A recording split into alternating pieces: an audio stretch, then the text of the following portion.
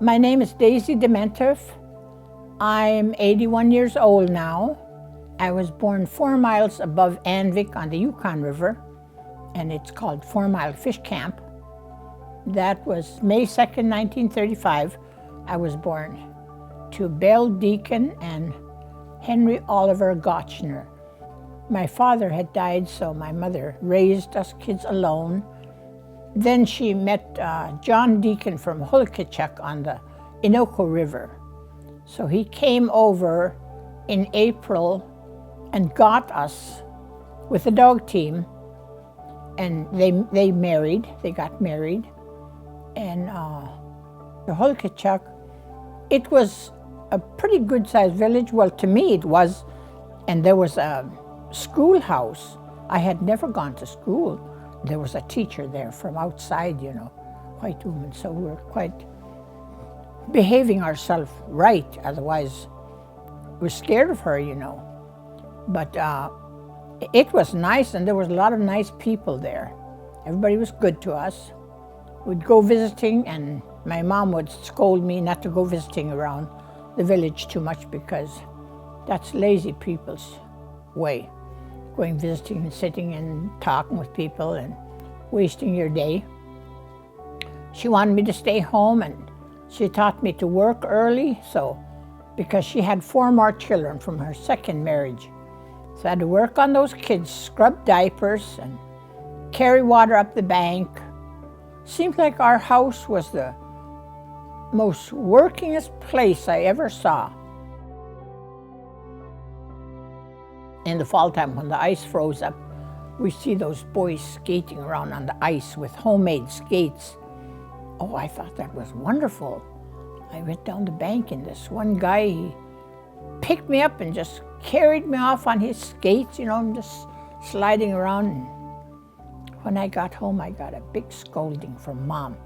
You don't do that. She kept preaching to me on how to behave. Native way the way that the girls are supposed to behave, always with humility and respect for everybody, every other people. She was very proper.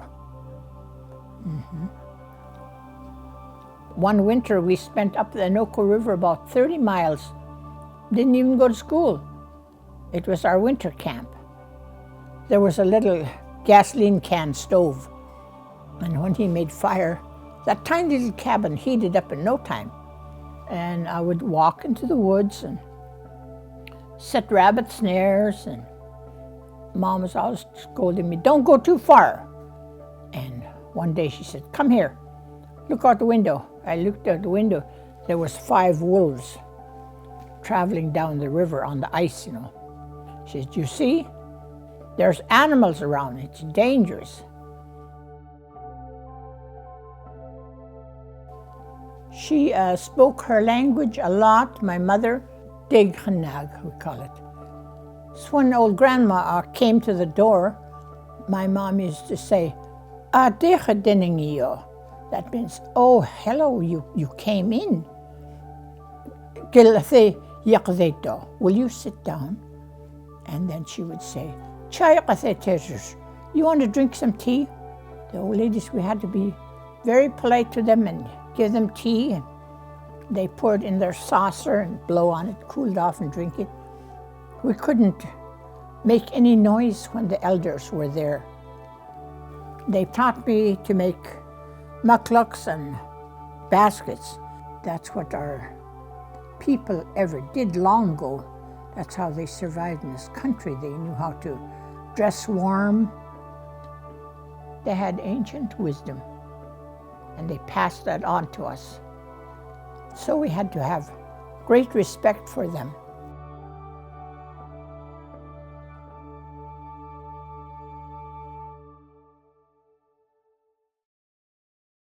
My stepfather, John Deacon, didn't think he could ever have children, but when he married Mom, they had 4 children. They thought there were these little kings and queens and everything.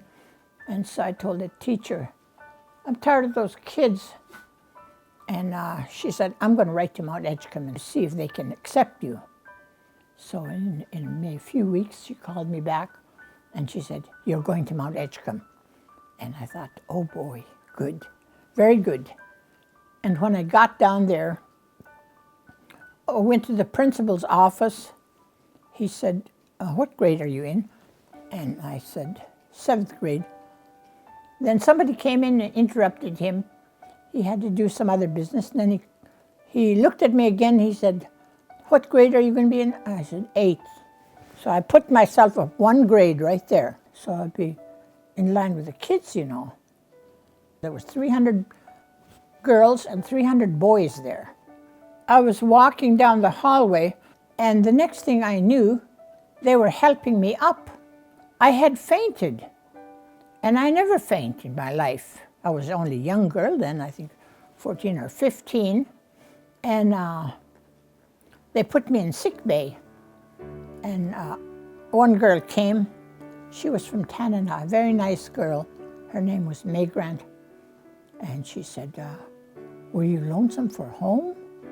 And when she said that, I burst out crying. And she said, "Oh, that's it. You were lonesome for home." And so after I got over that, I made friends and I wasn't lonesome for home anymore. It was a good school.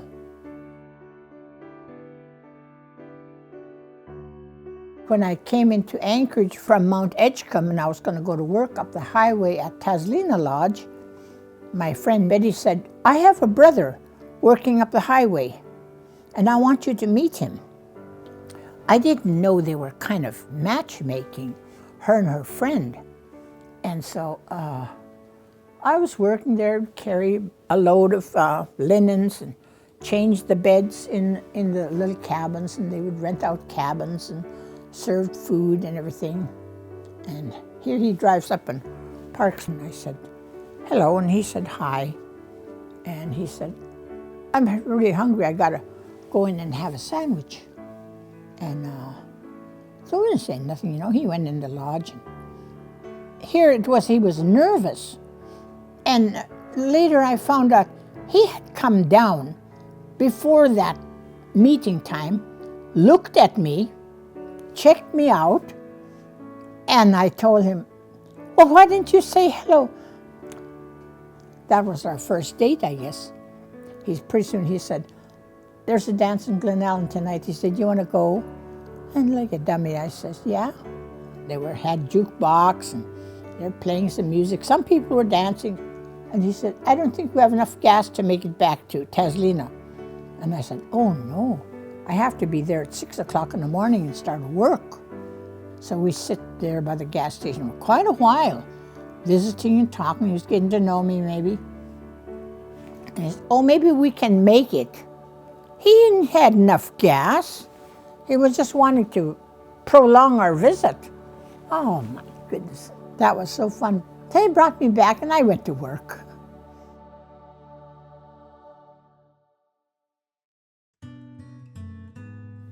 I married Mike Demientieff then. Mom was very happy about it because she liked Frances, that was Mike's mother. They were in agreement with us getting married. They were good friends, and she knew that it's a good family. And Frances was a wonderful sewer and bead worker, and she also had lost her husband, and she took care of her children herself. And Mike was happy, so happy I didn't say no. And then we got married, and we had to buy a little trailer to live in. We had no home or nothing. He had a lot on his plate, you know, things to take care of. We pulled the little trailer up the Glen Highway with a car to Tangle Lakes, where we were going to live.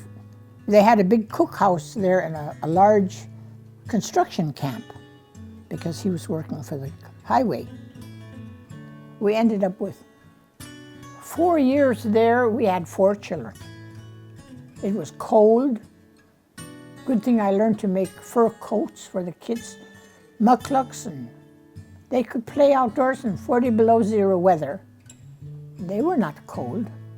One time there was a convoy going through, and those army guys said, who was in charge of those children there, sitting up on top of the berms, you know, waving and watching them. And Mike said, "That's my kids." And he said, they told him, "We hate to tell you this, Mike, but it's 40 below out there. Those kids might get frostbite."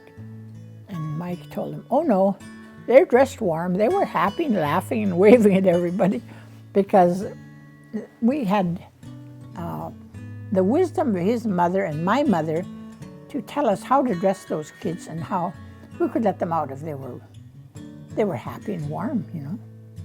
We depended on our elders with their wisdom how to raise our kids.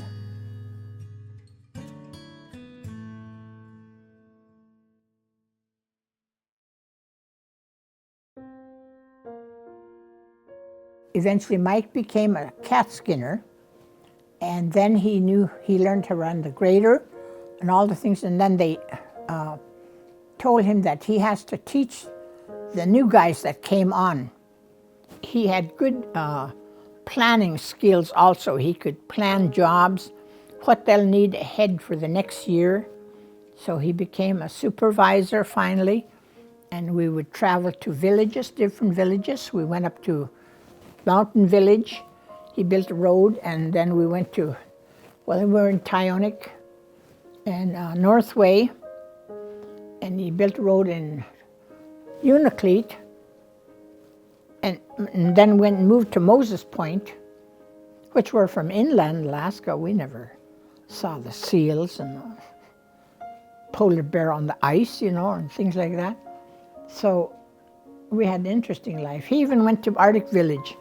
He knew Tremble Gilbert, and he built a road there also. And then he got word they wanted him in Anchorage. They showed us different houses, and Mike either was unhappy with it but when they showed us this house, it was brand new. They just finished building it. Mike liked it, and he told them, "This is the one." And that real estate lady told him, "You don't make enough money to pay all that house payment." Mike told her, "No, we'll pay it up, and we eat our wild game and fish, and we'll do just fine." So they financed it through the bank, and do you believe we paid up that house in 12 years? We did good. When Mike was out working on the road, I was home doing my work, which I got paid for, and helped us to pay for our house, you know, and helped us with living. I made the first doll. My mother-in-law helped me dress a doll in fur. I sewed for a Pacific Seal Fur Company, and I made many, many sealskin coats. And my mother taught me how to split roots. She was a master artist, I guess you would say. And she has a book out, and it's in the university in Fairbanks. The name of it is Ingethachadong Chetzachadoy. That means from beyond long ago, their stories. I went to Washington, D.C. with her because they were going to give her an award. And so we had an interview with Charles Kuralt. I tell Mom, "Mom, pretend you know how to talk only Indian, and you'll talk Indian, and I'll translate for you." So he puts us in these two chairs. We're just having a good time, you know. Mom's talking Indian, and I would translate to Charles Kuralt. And pretty soon he said, "How many birch bark baskets have you made?" And she said, "Hundreds." Mom, you're supposed to talk only Indian. Oh, that was funny. So we had lots of fun times. I know she was pleased with me, with what I did, but she didn't praise me outright because she didn't want me to become so swell-headed. She didn't want that. She wanted me to just always trying to learn and always be humble about what I made. So that's what I try to do. When I'm doing my work, I think about her, think about my ancestors who did this stuff, and I know I'm not the first one to do it. They are the ones. So I think with gratitude about them, how they did this and how I'm trying to carry on their traditions and their ways. So I'll have made 10 trays in my lifetime. And of course, many more birch bark baskets because they don't take as long. The trays take me a long time. So I've been making baskets for many, many years. And I never get tired of it, never.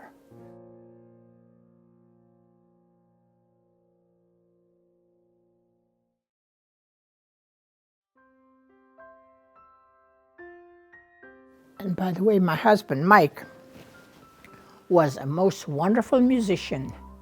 He knew how to play by ear almost anything he picked up. I was singing when I was cooking breakfast. He asked me from the other room, and we were in a little trailer then. He said, "Is that you singing?" And I said, "Well, yeah." Oh, he was happy. So I would sing, and he played the guitar. And then they wanted me to sing in Fairbanks, and I said, "No, I don't do that. I don't sing in front of people." And Mike said, "Yeah, you have to, because God gave you that voice, and you have to share it." So he had little tricks to make me go up there, you know. That gave us pleasure. We met a lot of wonderful people, and it enriched our lives by being with the musicians. We were together almost 50 years.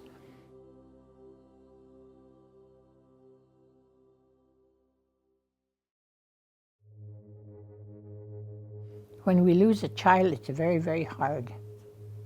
We lost our son. He died in Fairbanks. I couldn't breathe, you know. So they had to try to get me back to breathing. Some people can't get out of a deep sorrow like that. But with our beliefs, you know, we believe in God and we believe in heaven. So that helped me through that tough time. I asked God to take good care of Kenny because he already had done his work. And then we lost a granddaughter, the first granddaughter we ever had. It was very hard on us too, but we learned to live with those things. In the village long ago, dying is like a part of life. In fact, when my mother died, she went to the funeral home. So the next day, Urgus went down. They said, "We put rouge and lipstick on your mother, and that'll be $50 more." I said, "Oh no, you take that off her, because Mom don't want that stuff on her. You take it off and you erase that $50, because that's not how we do." I brought all her clothes and dressed her nicely. I think that's how our people taught us to be strong, you know. They had ancient wisdom, and they passed that on to us. And we should be passing it on to our kids. And that's why we're still here.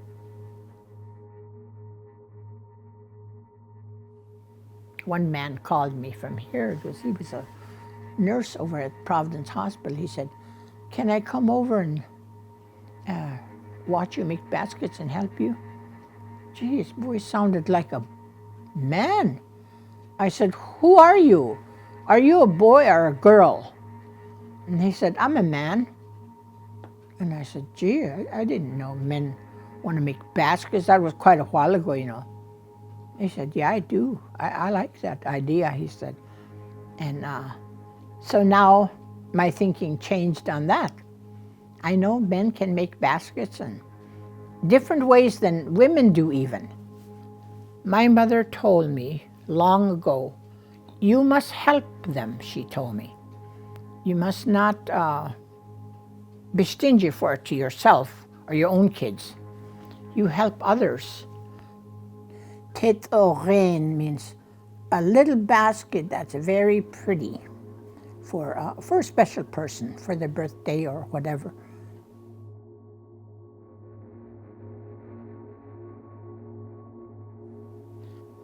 I like to advise young people that want to do their artwork, do just the best you can. And so if there was a few little faults in it, that's okay. And if you're proud of it, somebody will like it too.